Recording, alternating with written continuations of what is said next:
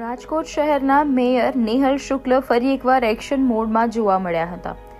મેયરે મનપાના જન્મ મરણ વિભાગની અચાનક મુલાકાત લઈને કામગીરીની સમીક્ષા કરી હતી.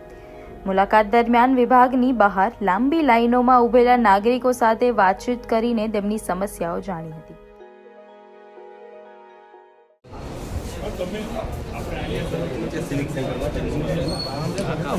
ઇમરાનભાઈ થોડું પાછળ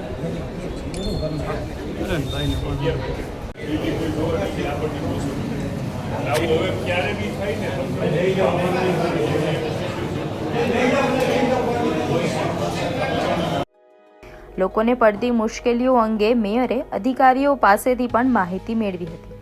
ખાસ કરીને ગરમીમાં કલાકો સુધી રાહ જોતા લોકોને પીવાના પાણી, બેસવાની વ્યવસ્થા અને ઝડપી કામગીરીની ઉપલબ્ધ કરાવવા માટે તંત્રને જરૂરી સૂચનાઓ આપવામાં આવી હતી.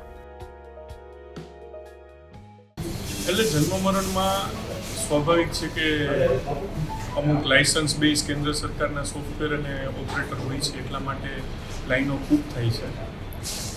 બે રીતે નિરાકરણ થઈ શકે. એક તો જે પ્રશ્ન છે તાત્કાલિક ઉકેલાય એ માટેનો પ્રયત્ન થાય, આવો જ અને બીજો જે પ્રશ્ન છે કે જે લોકો રજૂઆત કરવા આવે છે, જ્યાં સુધી સંપૂર્ણ ઉકેલ નથી આવતો ત્યાં સુધી સારા વાતાવરણમાં બેસે, એમને સારી સુવિધા મળે. એટલે સૂચના આપી છે કે સરસ બધા માટે બેસવાની ચેર નખાવે, છાંયડો કરે અને પીવાનું પાણી દર અડધી કલાકે આ ગરમીમાં આપતા.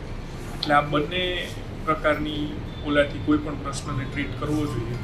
એક તો કાં તો તમે સંપૂર્ણ સોલ્યુશન લઈ આવો, ને સોલ્યુશન નથી આવતું ત્યાં સુધી જે રજૂઆત કરતા છે તે સારી સુવિધા મળે, એમનો સમય બરબાદ ન થાય એ પ્રમાણેનું આયોજન કરી અમે ડીએમસીને તાત્કાલિક બોલાવ્યા છે અને તેમને ત્યાં જ બેસવાનું કીધું છે કે જ્યાં સુધી આ ઉકેલ ન આવે ત્યાં સુધી ડીએમસી પોતે બેસી અને ત્વરિત પગલાં લેવડાવશે અને હું પોતે પણ અડધી કલાક પછી પાછી મુલાકાત લેવાનું છું.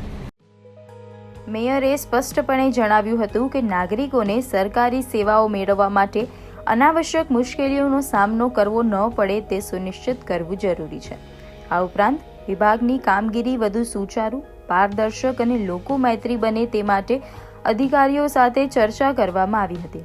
નાગરિકોને ઓછામાં ઓછા સમયમાં સરળતાથી સેવા મળી રહે તે માટે જરૂરી સુધારાઓ કરવા પણ તંત્રને સૂચના આપવામાં આવી હોવાનું જાણવા મળ્યું છે.